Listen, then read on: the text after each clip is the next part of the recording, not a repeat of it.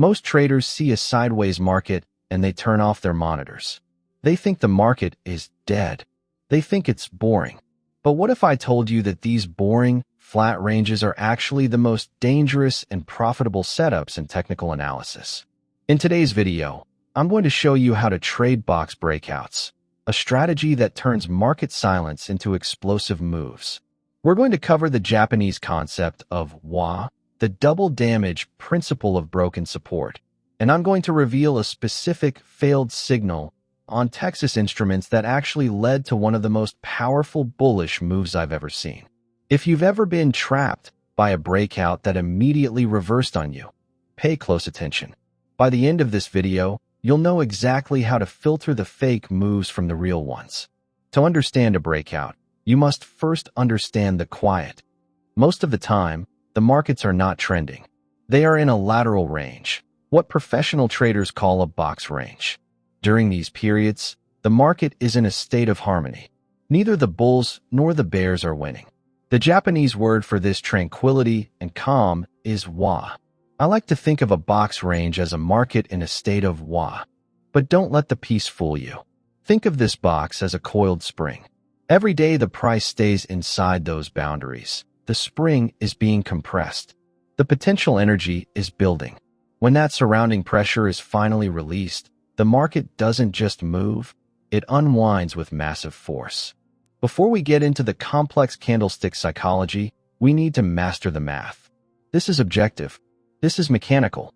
A breakout from a box range has a high probability of continuing in the direction of the break for a distance at least equal to the vertical height of the box. The bullish breakout calculation. Imagine a box where the ceiling is $53 and the floor is $50. The vertical measurement, the height, is $3. Let's call this distance AB. When the price closes above the $53 resistance, we take that $3 height and add it to the breakout point. Target, $53 plus $3 equals $56. The bearish breakout calculation. If the market penetrates the $50 support, we take that same $3 height. We subtract it from the support level. Target, $50 to $3 equals $47. This gives you a clear exit strategy before you even enter the trade. You aren't guessing where the price might stop.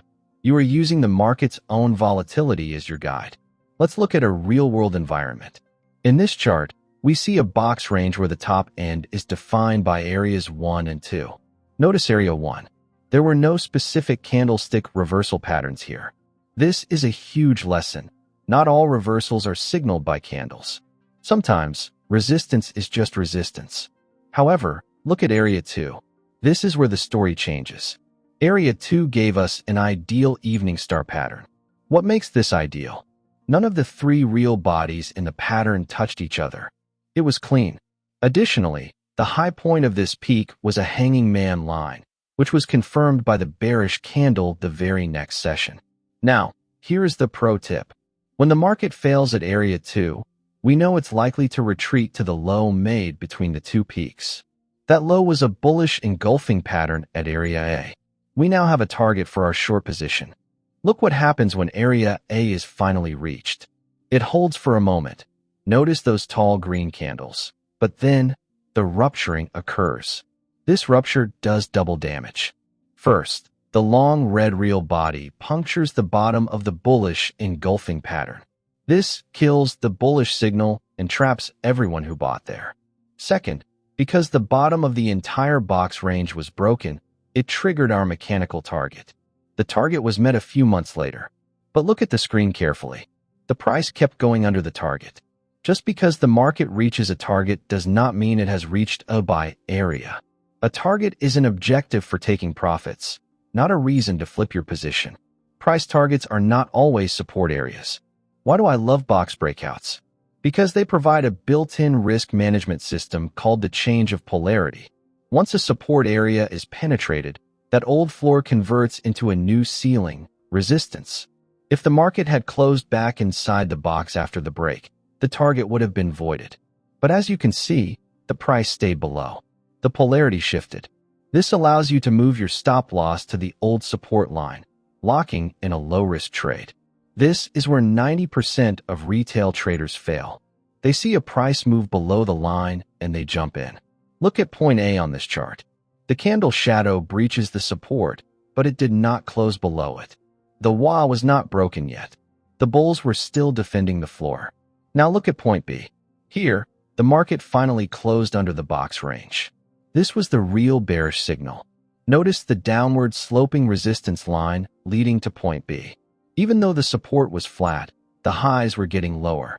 This told us the index was in trouble before the break.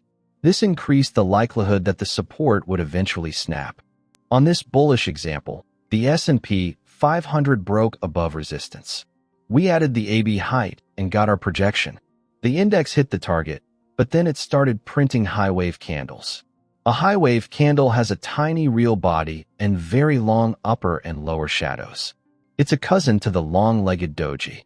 When you see these after a long move, it means the market has lost its sense of direction.